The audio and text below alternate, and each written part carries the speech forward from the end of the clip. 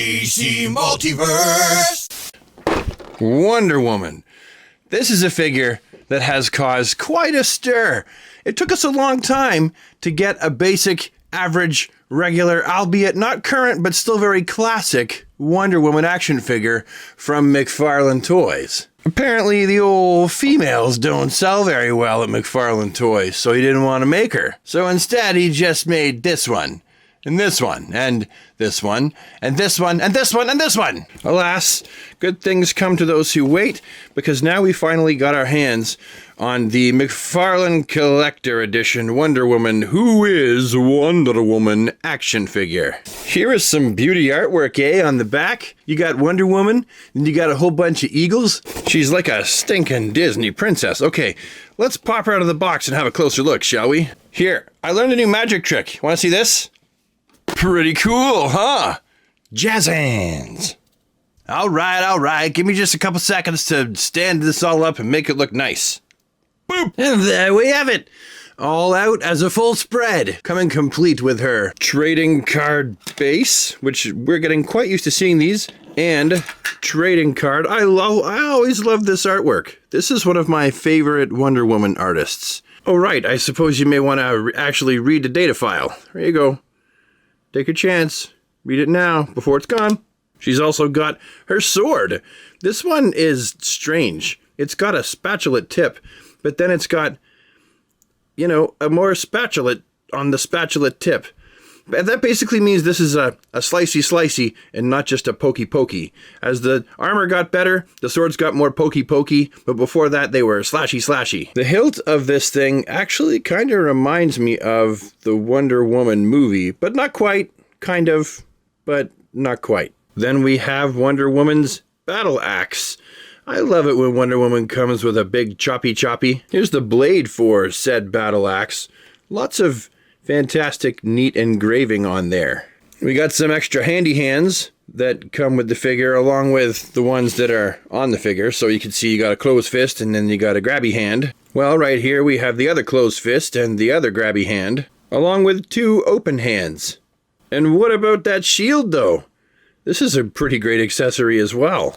The inside of it has detail. It would have been nice if this was, painted brown and it wasn't all just silver. And you can see, if I can just get this in the right light, you can see all of the decorative designs all over the front of this thing. Wonder Woman's lasso just gives me all kinds of superpowers vibes. Apparently my camera doesn't like it very well. It's like, I refuse to focus. No! But it's like a shiny, thick kind of rope. It's almost like the superpowers, only this is a better quality. This is definitely a better quality than the superpowers one. I'm just trying to bunch this thing up. My friend Rob actually knows how to tie this up with some kind of weird Boy Scout knot that makes it so it stays together. I'm going to have to ask him, but yeah, I like this. This is cool. See? It hates it. Stop it, camera. Stop it. I took you out of the box. I can put you right back in it and take you back to Best Buy. And then, of course, we got the Figgy Fig. This figure is one that I was really stoked about right from square one. And you can see oh my God, look at that dump truck. I hadn't looked there yet. Wonder Woman is packing some serious heat back there. My goodness, girl. I guess that makes sense. She is an Amazonian princess. She's an Amazon in general. But yeah, super stoked about this figure. And I really can't think of anything in the general appearance of this figure that I don't like, other than I wish they had found some way to continue the white on these ball joints here. Some kind of paint that wouldn't just wear off. I don't know. Maybe that wouldn't have worked. Maybe it would have. But I would have liked to see that continued.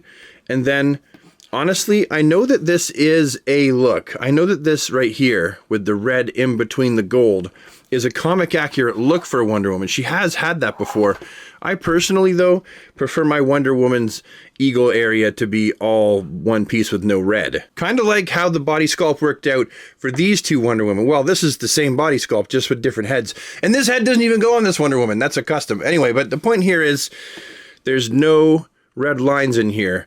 I personally prefer that over the red lines, but that's not a make or break thing for me with this figure. It's just a little nitpick. The stars on her undie panties, her swimsuit, her I don't even know what you would call this, because oh, there's that booty again. Those stars, they're really small. I kind of prefer big stars, but I understand where they're going with the black ones as well. Again, they're comic accurate. That's just a personal thing. I like this style of belt. This the era when Wonder Woman wore this style of belt was actually one of my favorite eras of costume design. And then you can see these like wrinkles and lines in her suit right here to try to give it a more realistic look. You've got her gauntlets here on her wrists. These are actually pretty well done also. And I want to show you her boots. Her boots actually have quite a bit of texturing. And you know me, yeah, I say this all the time. I'm a sucker for texture. I'm a sucker for that fine detail. And then you got the bottoms of her feet here. She's gone with flats, as opposed to with the Wonder Woman boots that have the great big high heels. And I guess that makes sense too. Imagine she had the high heels, how tall she would have been. And I just want to come back around and look at her booty back. I want to look at her back, and I really like this red paint with the silver underneath. It really brings out all of that red. This is such a fantastic design choice. And then finally, as far as visuals, we cannot go any further without really looking at her facial sculpt. I'm going to see if I can't just zoom in just a little bit more and have it stay clear. I guess that's as good as it gets at this point. You know me, I put pictures up anyway. You're looking at them, and I really think that they did a pretty bang-up job with Diana's face. And the golden tiara, this is my favorite era of tiara. I didn't mean that to sound so cheesy and rhyme, but, you know, I'm just an idiot and I do it all the time. Damn it! Also, her hair is a soft enough rubber that hopefully, by the time we go to do the articulation portion of the video, we'll see that it gets out of the way, which we're actually going to do right now. So, as far as how articulated this girl is, let's find out. She's got nothing in the torso, obviously. And this is one of those cases where form over function, I prefer the form over the function. I don't mind her not having the under the breasts piece of articulation there. You know what I mean? I'm okay with it just being one solid piece. She does have waist articulation, and wow. Well, I wasn't expecting it to be that good. Now, leaning forward is going to be a hassle. And let's face it, you really wouldn't want to lean that much forward anyway on account of the fact you got that great big spiky thing right in the front to poke you on the inside and make your intestines fall out all over the dirt, and then you got to pick them up, put them all back inside, and that's nasty. You might end up with maggots and grubs inside of you too. So I understand forward is going to be a little bit of a hassle there. Of course, she's got the socket and the rounded hinge and the 360 bicep swivel. No one needs to really show you that, but I do want to look at the bicep swivel just briefly here, on account of the fact that I want to see if you can actually, is it ugly? Is it ugly when you use it? Yeah, a little. That's a little ugly. I wish that it had just gone straight in, but I feel like they were going for the form here. And of course we have double jointed elbows crunching up nicely. We know what the wrist hinge does. We know what the peg does. Let's find out how well her head will bibbly bobble with that hair. Okay, well, so she gets a good range of motion all the way around. She's basically an owl. She can go 360, and then she can look down. Reasonable. Will it stay down, though? Let's see. Geez, I'm looking for my contact. Has anybody seen my contact lens? Yeah, that's all right. That works. That goes as far down as her, her chin touching her neck. So if you wish it went down further, that's nothing much more can be done, because that's the limitation of the sculpt. And it's the side to side that is just a little bit wonky because the hair. I think that's a reasonable trade-off. And what about her groin? Oh, you can hear it clicking as it is, eh? So it's got a lot of those clickety ratchets. And I want to know, because it's clear. I mean, if we move her back here a little bit, you can actually see that's a good amount of articulation there. But this is the real point. This is the thing that I'm really wondering about. What do we get? Do we get any of this? Well, that's certainly better than we get with a lot of them. I wish there was a bit more outwards, that way, rather than just in, but that's certainly better than a fair amount of McFarlane figures. Then we have her double jointed knees, because they are sculpted to look perfect like that, to all have all the cracks line up. When you use them, just be aware that you will have these great big chunkies right here in her knees. To me, it doesn't bother me, but some of you, it may bother you, but that's what we're looking at. And then, of course, we have articulation that picks up again down here at the ankle with the rounded hinge. I do wish that it was molded to look like the boot, because I know that Todd does that from time to time. He has that design factor, but you're going to get really great, oh goodness, you get really good articulation from her foot. I'm not going to do too much. I don't want to make her ankles too weak. And then you've got toe articulation, and that really looks like she stubbed it on the stove. So as we can see here, a fairly articulated figure with quite a bit to offer as far as posability.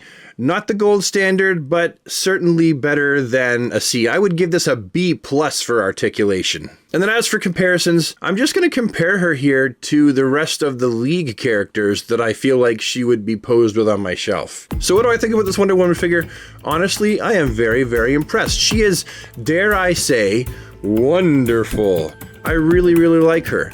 And I can't wait to get my hands on the Platinum Edition that has the more classic superpowers coloring to her as well, because I may in fact be building myself a nice classic display of DC characters. Anyway, so yeah, I like her. I give this figure a solid 9.5 out of 10. If you see her hanging on the pegs and you feel like, I'm gonna go home and decide whether I want her or not, don't, because you're gonna miss her. Someone else is gonna buy her, either for themselves or to scalp on eBay.